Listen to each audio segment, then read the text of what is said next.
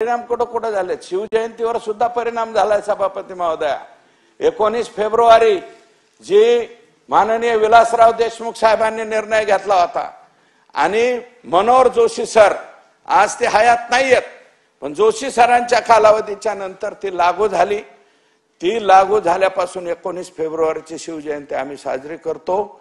सुरुवातीला तारखेचा आणि तिथीचा अवमेळ होता, लोक तिथीच्या वरती साजरा करीत होते, आम्ही तारखेवर करायला लागलो। तो सुरुवातीला सभापती महोदया बँडवाले वाजवणाऱ्यांची संख्या जास्त आणि आम्ही पाठीमागे हिंडणाऱ्यांची संख्या कमी होती, अशी अवस्था आमची त्या शिवजयंतीच्या वेळेस होती। त्यावेळेस पासून शिवजयंती आणली, जोरात शिवजयंती जी आहे ती सुरू झाली।